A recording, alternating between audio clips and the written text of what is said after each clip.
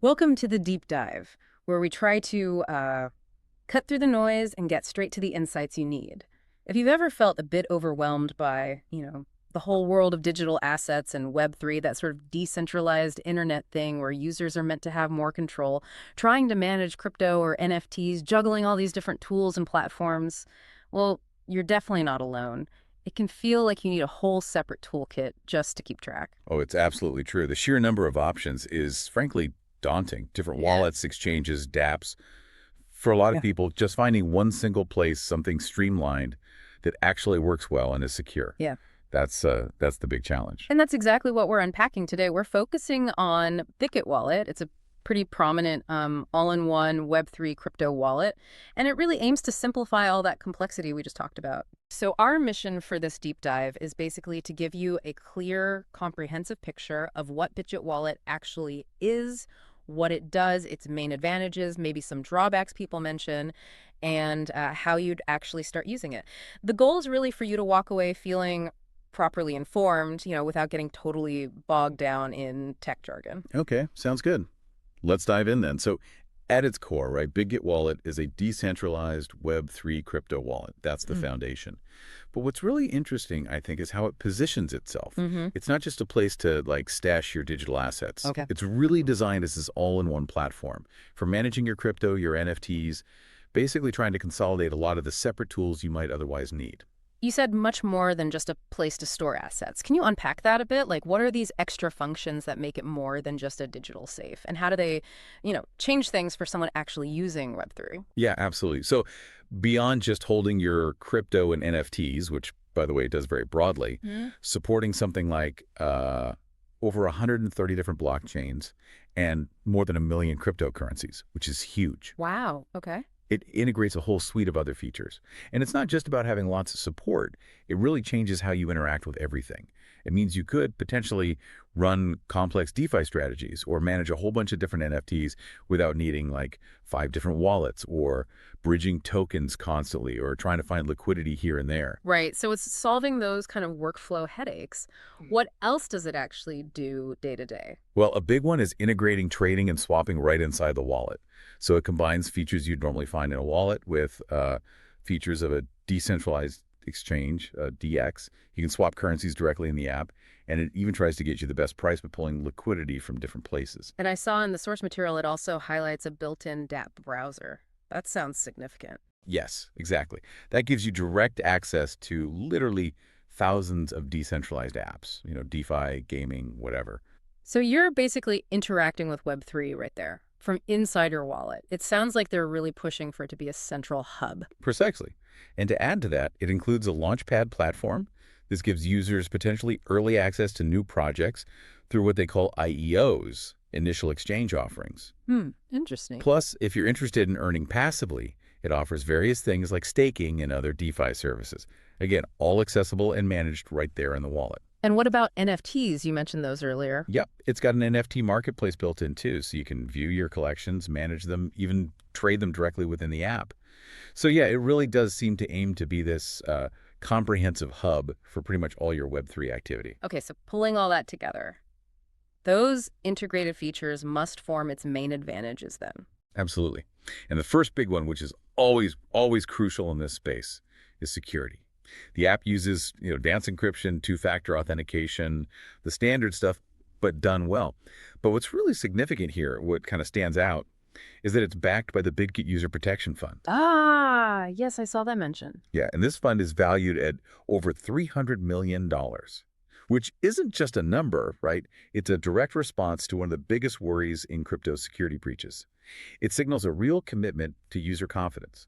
It's essentially a form of insurance, which is still pretty rare and valuable, especially Yeah. for a self-custody wallet like this. That is a powerful statement in an industry where security is, well, often the number one concern. And tying back to what you said earlier about supporting over 130 networks that multi-chain support, that's got to be a massive plus for active Web3 users, right? Oh, absolutely. It's incredibly versatile. If you're dealing with assets on Ethereum, Solana, Polygon, whatever, having support for so many chains in one place, Yeah. it just removes that need to constantly switch between different wallets, which, as you know, can be a real pain, especially managing diverse portfolios or trying out dApps on different networks. It's a big step up for convenience. Okay, convenience is key.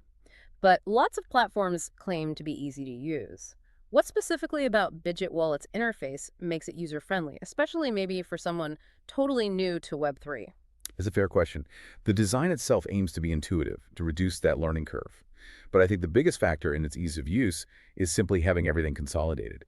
Instead of juggling, a wallet app and a DX app and an NFT marketplace app and a separate dApp browser, it's all just there. That streamlines the whole experience quite a bit. Makes sense. Plus, it boasts high liquidity, right?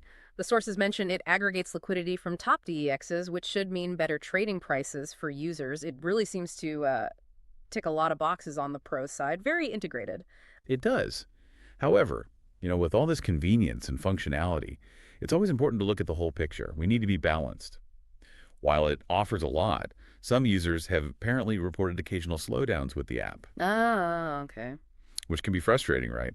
Especially if you're actively trading or using dApps where speed really matters. Right. Performance issues can be a deal breaker sometimes. And of course, with anything handling valuable assets, we need to talk potential downsides or past issues.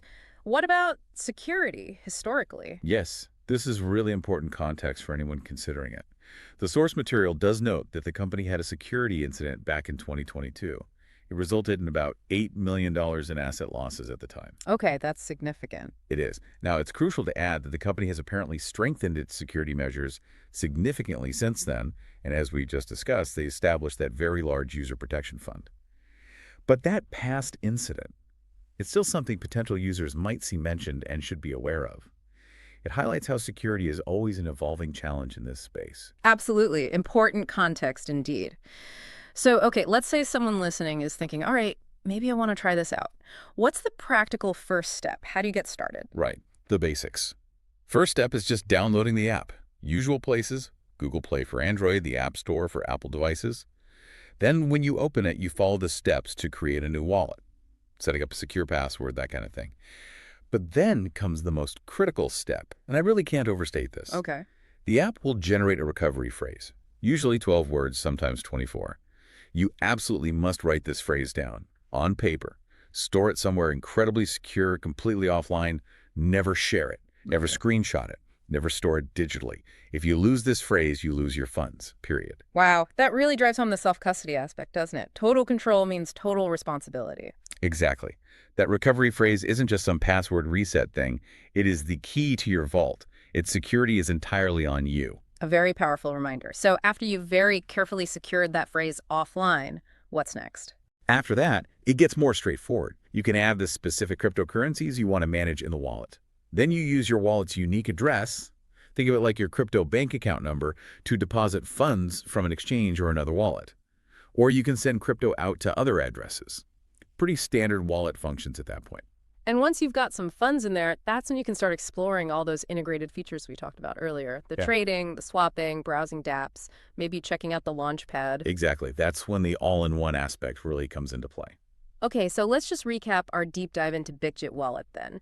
We've seen it's presented as this comprehensive, decentralized Web3 crypto wallet, really designed to make managing digital assets easier by putting a lot of tools in one place. Right. Key strengths seem to be that really broad multi-chain support over 130 networks, the integrated features aiming for user-friendliness, and importantly, that big user protection fund, over $300 million, which is a significant commitment to user security in this industry. Yep. But on the other hand, it's also important for you, the listener, to consider those reported occasional slowdowns.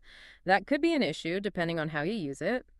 And also be aware of its history, specifically that 2022 security incident. Even though security has been boosted since, it's part of the story. Definitely. Ultimately, though, understanding tools like Bitget Wallet, well, it empowers you in this whole digital asset space, whether you're just managing what you already have, exploring dApps, or even thinking about new investments.